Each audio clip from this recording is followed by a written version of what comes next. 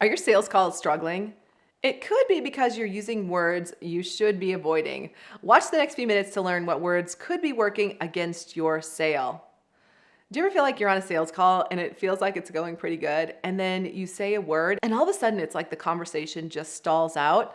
Believe me, I've been there. I've had countless sales conversations over the years, and I can't tell you how many times I've said these words and just felt the sale start to die. Here's the good news. Like, I'm going to share these things with you, but the good news is that you can save a sales conversation at any time. So we're going to start with the things to not say, and then I'll talk about the things that you can say, and that will help your sales conversation or even save the conversation if you're in the middle of it. All right, so are you ready? First word, if. Yeah, you probably don't want to say that. And I've definitely said it, and I could feel the energy of the sales conversation just kind of take a dip, because if sounds like I'm not sure I can really help you, or if you get this result, I don't think that person, that prospect, is going to believe in what you're doing or what you're saying. So if is the first one we can send on its way. The next one is I think. And unfortunately, ladies, we do this more. We say words that disempower our conversations all the time. When I say, I think we can get that done, I completely take the power out of the conversation, because I think sounds like I don't know. And the truth is, I probably do know, and there's probably a better way to say it, which we'll talk about. So take I think out. You also want to take out things like don't do that, or why would you ever think that? You don't want your prospect to feel uncomfortable or to feel stupid, right? And so often, if we're looking to buy a product or a service, we don't know how to use it. We're buying it because we need that problem solved for us. And so we don't want to disqualify what our client is saying. And I'll talk about what you can do instead in a moment. Next, you definitely don't want to talk over your prospect. This is really challenging because unfortunately in the world of sales, we've been taught that we're supposed to be talking, that we're supposed to be selling. But the truth is, selling isn't telling. Selling is asking questions. And when you remember that you don't have to talk all the time, when you remember that you're not selling, you don't have to be pushy, it really takes the pressure off. I'll tell you what to say instead, but just remember, you don't want to talk over your prospect. Fifth, don't just stick to your script. Oh, this is the worst. I've been in sales conversations with people who are literally reading off a script, or they're on the phone, and I would just want to say, can you use your best other voice to pretend that you're not reading a script right now? Can you use your indoor voice to pretend that you're not, whatever it is, right? Because it's frustrating, because I don't feel like they really want to sell me anything. I just feel like they want to get through their script so they can get to the next person. So don't just stick to the script. Really make it sound authentic. And we'll talk about how to do that. Within that, though, you definitely don't want to ask closed-ended questions. And closed-ended questions are those questions that lead to a yes or no answer, because that is a dead end. If I ask someone, did you have a rough year last year in your business? They might just say, yes, that's why I'm talking to you, right? And so I'm not getting any additional information regarding why it was a tough year. So you don't want to ask closed-ended questions. And next, you don't want to swear. For example, you don't want to use words like or or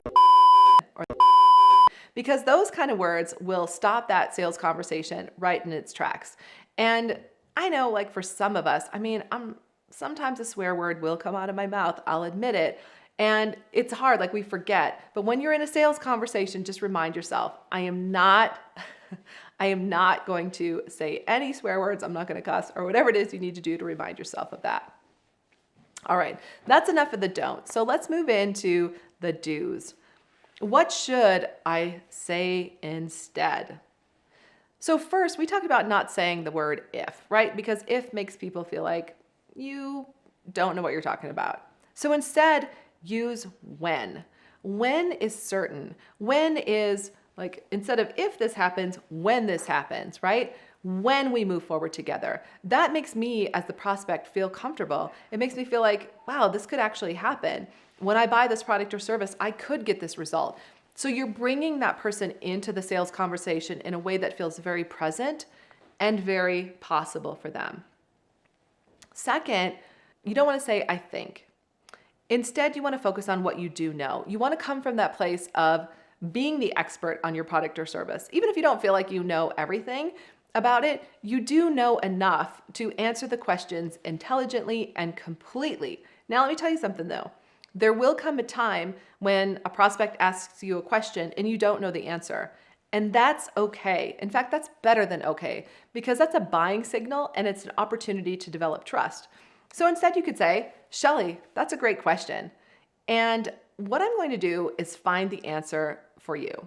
Now, depending on where you are in the sales process, like if this is such an important question that if you got it answered, they could buy today, I would say, listen, would it be okay if we took a pause? I can call my sales manager or the owner of the company right now and get this question answered for you immediately. Would that be helpful? Of course, they're going to be like, yeah, that'd be helpful. So just say, all right, give me one moment. Let's just take a quick 5-minute break. I'll get this question answered for you and I'll be right back. Phenomenal. Now you not only haven't said, I think, but you have come from the place of being the expert and getting the information for them.